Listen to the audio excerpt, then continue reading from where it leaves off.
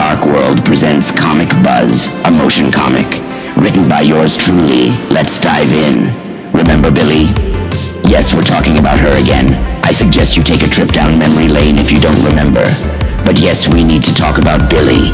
It was the year 1986, 3 years before I had the buffet of souls.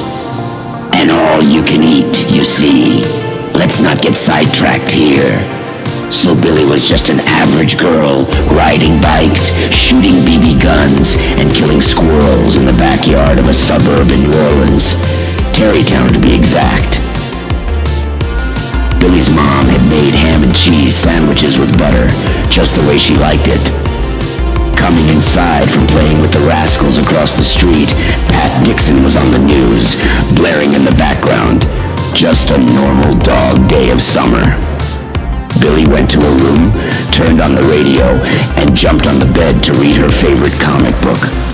Lying there, turning the page, taking a bite of her sandwich every so often. Knock, knock. Her mom outside the door. "Billy, something came in the mail for you," her mom said, handing her a large manila envelope addressed to Billy. She opened it up, and it was from her favorite comic book artist, none other than Paul J. She slowly pulled the comic book out of the plastic sleeve, carefully not to bend the pages. A note slid out. "Your biggest fan." PJ Billy was ecstatic, looking at the cover, confused by the depiction of a demon. Horror, she thought to herself. The first page had a disclaimer. "You are chosen in 3 years. Read the text and you will be here." Billy thought nothing of it as she turned the page. It was the story of a girl named Billy, an uncanny resemblance, she thought. "A world that changes at the beat of my heart," she read on. Billy was behind an abandoned shed, walking toward the stone slowly, swatting at the mosquitoes trying to get a drop of blood from her. She brushed off the leaves and ran her hand across the symbols. An old altar stain of blood remained from over decades of sitting. She knew she could decipher the symbols, pulling her journal out of her bag. "The darkness be my world. Transport me to a hell of a dark world." The buzzing began. The world blurred, and she felt as if she was about to pass out. The world was changing by every beat of her heart. Thump, thump, becoming more horrid and grotesque. She snapped back into her room, letting her imagination get the best of her. The cat meowed, jumping on the bed. She grabbed him. "Oh, Jinx, what are you doing, silly cat?" The cat purred as she got up to grab some food for him, putting the comic on her shelf, never to pick it up again.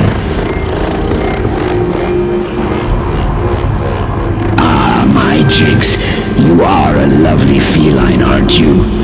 Thank you for bringing me my lunch."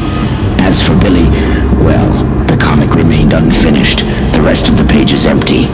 It stayed on her bookshelf, collecting dust for 3 years, decaying like flesh.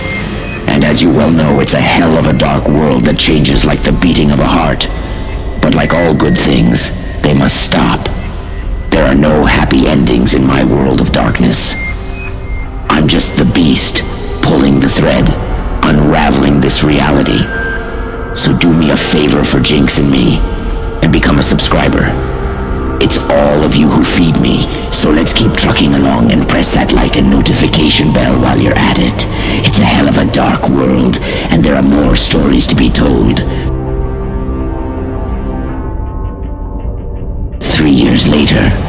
Oh, you remember how Billy was in trouble at school? Well, while I had you distracted in my realm, Jinx was having a grand old time. Don't judge a book by its cover, or in this case, a YouTube thumbnail.